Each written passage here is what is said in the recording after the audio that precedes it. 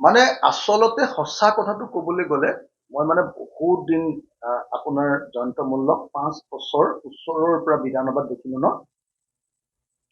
মই ভাবো যে জয়ন্ত মল্লই নকয় কি ছাগলীয়ে নাখায় কি, এই আপ্ত বাক্যটোৱেই বোধহয় আটাইতকৈ শুদ্ধ আপ্ত বাক্য হ'ব।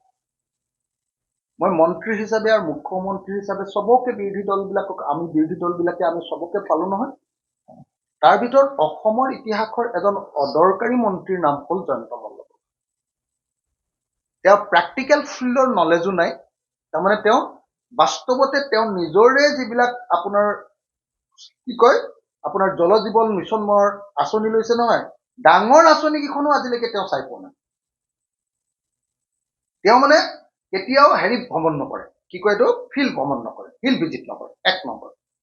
2 নম্বৰ, তেওঁ আকৌ কিতাপ পত্ৰ পঢ়া শুনা নকৰে, তথ্য পাতিও নাথাকে। গতিকে এফালেদি অধ্যয়ন বিমুখ মানুহ এটা আৰু আনফালে প্ৰেক্টিকেল ফিল্ডত পৰিদৰ্শন কৰিবলগীয়া অভিজ্ঞতা শূন্য মানুহ এটা। গতিকে সেইকাৰণে আমি মন্ত্ৰীসভাই যেতিয়া বিভিন্ন মন্ত্ৰী, কিছুমান মন্ত্ৰী আমি উত্তৰ দিলে মানে সেইটোত আমি ইম্পৰ্টেঞ্চ দিওঁ, কিন্তু জয়ন্ত মল্লৰ নিচিনা চেলবেলাই থকা মন্ত্ৰীয়ে যি উত্তৰ দিলেও আমি পাত্তাই নিদিওঁ। সেইকাৰণে আপোনালোকে দেখিছে নে নাই, অসম বিধানসভাত 2জন মন্ত্ৰী আটাইতকৈ ডাঙৰ ভিলেন। 1 নম্বৰ মন্ত্ৰীজনৰ নাম অশোক সিংঘাল আৰু 2 নম্বৰ মন্ত্ৰীজনৰ নাম জয়ন্ত মল্ল বৰুৱা। এই 2জনে ভিলেন, তেওঁলোকৰ কোনো কাম নাই, অকল কমিশ্যন খাবৰ কাৰণে, টকা খাবৰ কাৰণে জয়ন্ত মল্ল আহিছে।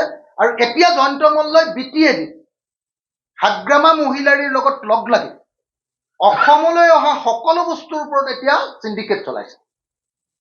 মই কেটেগৰিকেলি জয়ন্ত মল্ল বৰুৱাক একিউজ কৰিছো, অভিযোগ কৰিছো। মই নিজে ফোন কৰিও জয়ন্ত মল্লক কৈ দিছো, ফোন কৰি জয়ন্ত মল্লক কৈছো যে জয়ন্ত এইটো কি কাম কৰিছা? বোলে কি? মই বোলো জয়ন্ত তুমি কিয় বিটিএডিত আকৌ চিণ্ডিকেট আৰম্ভ কৰি দিলা? বোলে মই কৰা নাই নহয়। মই কোনে কৰিলে? তুমি কৰিছা, মই জানো। বোলে নাই, হাগ্ৰামা মহিলাৰীহে কৰিছে। মই বোলো নাই নাই তুমি কৰিছা, মই পুৰা জানো।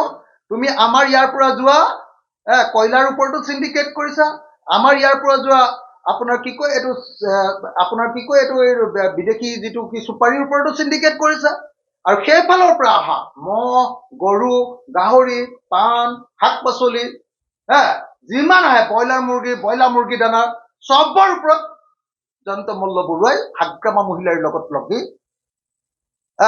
একদম চিণ্ডিকেট কৰিছে। অসমলৈ অহা চব বস্তুৱে ওপৰতে চিণ্ডিকেট কৰিছে, আৰু অসমৰ পৰা যোৱা চব বস্তুৰ ওপৰতে চিণ্ডিকেট কৰিছে। চিণ্ডিকেট মাষ্টৰ জয়ন্ত মল্ল, কাম নাইকিয়া কমিশ্যন ভোগী জয়ন্ত মল্ল।